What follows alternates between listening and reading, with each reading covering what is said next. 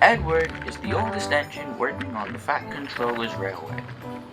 He may not be as big, or as strong, or as fast as the other engines, but he knows how to keep up a good job and he knows how to be a really resourceful engine. And for the Fat Controller, a very resourceful engine is a very useful engine. And that always makes Edward very happy. One morning, the Fat Controller came to see Edward. "I have a special for you," he boomed. "You ought to take a party of visitors to catch the train at Southbury Village on a tour of the island of Sodor." Edward was excited.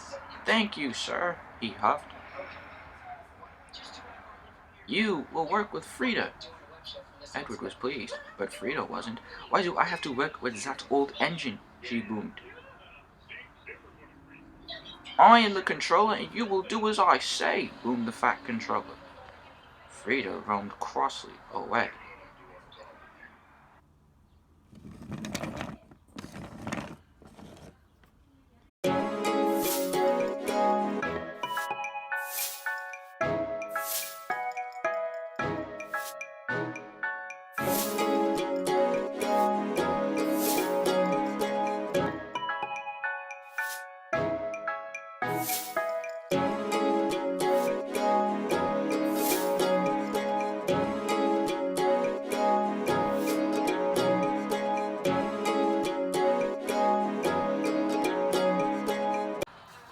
Edward was at Knapford Station with Philip when Frida bustled in.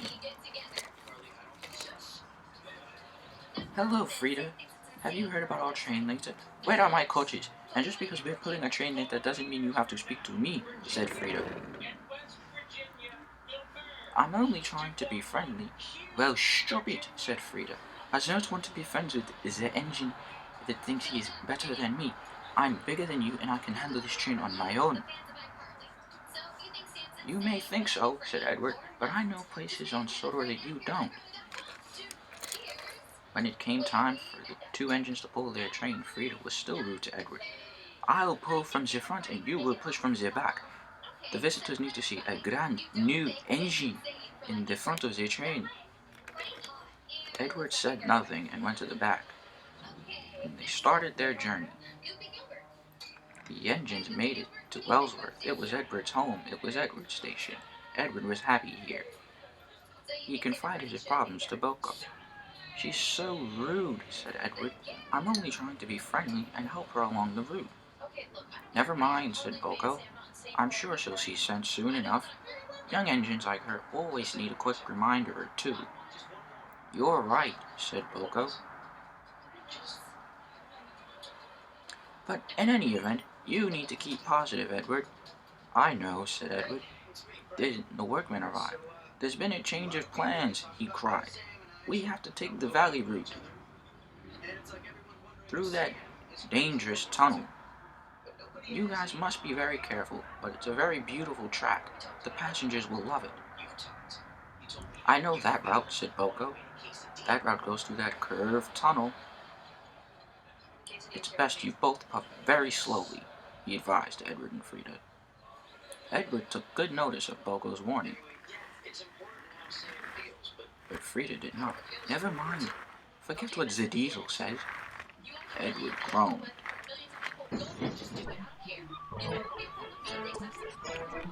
As the engines puffed along, Edward noticed that the more beautiful the countryside became, the quieter Frida became. She smiled and hummed quietly at the beautiful flowers as the engine steamed along. "Careful," said Edward. "As we puff through the tunnel, we're going to realize that it gets very weak on the track bed." "But look at the view," said Frida. "Never mind the view. Look at the track," said Edward. "Never mind the view. Look at the track." "Fushput, fussput," replied Frida. "Fuddy-duddy, fuddy-duddy, fuddy-duddy." One moment, going out of the tunnel, everything seemed safe. Then suddenly, Frida was derailed, and she hung dangerously over the edge. Edward bravely held on with every ounce of strength he had. "Stop shaking!" he called loudly. "I can't hold you if you shake."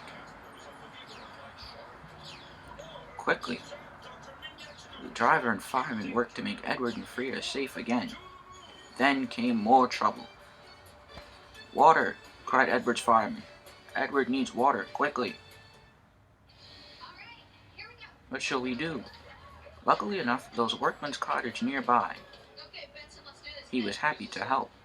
Soon everyone was passing jugs, buckets, kettles, and saucepans filled with water until Edward's thirst was quenched.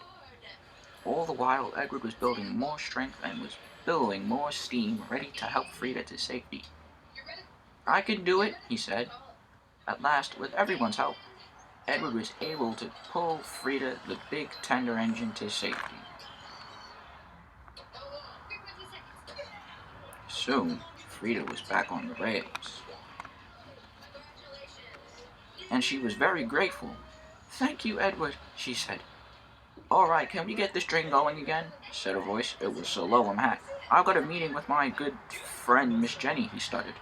The passengers were cross with Lowem. "Your Edward is a hero." "Yes," said Frida, "he is."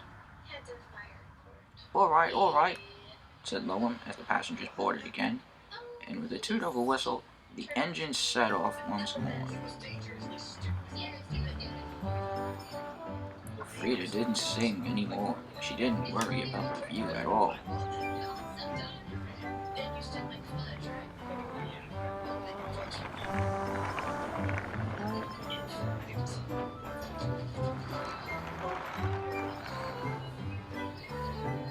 Mia was waiting crossly. "Where are those engines?" she said. "I have important work to do." Frida and Edward arrived at Southbury Village Station. "Finally," said Mia. "You two made me wait long enough." "Your Edward," said a passenger to the station master, "is a hero. He stood firm like a Pitbull when Frida came off the rails and almost fell off the cliff, and he wouldn't let go. He is a very resourceful engine." Edward was very happy. "It was lots of work," he said, "but I had the confidence to hold on. I couldn't see another engine fall off the cliff." Sir Lowem greeted Miss Jenny warmly. "Hello, Sweetums," he said. The passengers were surprised. "Where have you been?" said Miss Jenny. "We had an, incident on the cliffside. But nevertheless, we'll go have dinner now, won't we?" "Yes, of course," said Miss Jenny. The passengers cheered and thanked Edward, his driver and fireman, and they were very gracious. All the passengers boarded Mia's coaches, and without a second thought, Sir Lowem Hat got behind Miss Jenny as they boarded the coaches. Mia said nothing more and respectfully puffed away. "Oh, Edward, I'm so sorry," said Frida. "Please, can we be friends?" "Of course," said Edward, "we will be friends. I'd better shunt you to the sheds. We must see the Fat Controller." Frida, feeling very embarrassed, let Edward shunt her to the sheds. She had never been so grateful.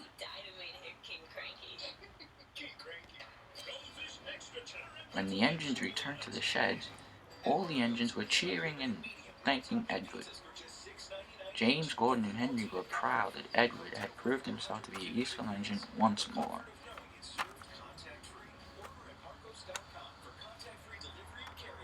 "I'm glad that I helped another engine in need," said Edward. "It doesn't matter whether or not I get praised," he said. "You more than earned it," boomed the Fat Controller. "I'm just happy to have helped," said Edward. "All that matters is that I was useful." "Edward, I'm proud of you. You will have a new coat of paint, and as another reward, you will help on a brand new mining expedition," said Sir Topham Hatt. Gordon, Henry, and James teased Frida. until Edward told him, "Be quiet!" He whistled, "Shut up!" And that night, when all the other engines went happily to sleep, Edward puffed into the sheds, and he had never felt like such a resourceful engine before.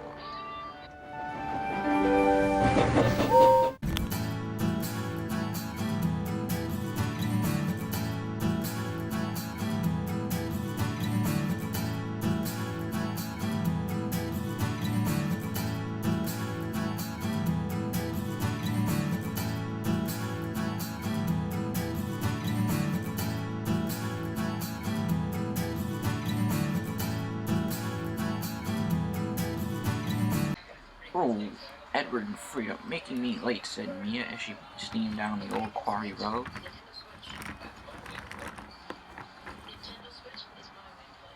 That night at dinner time, "Please," said Solon, "maybe get back together, Miss Jenny." "No, I have to help with the mining."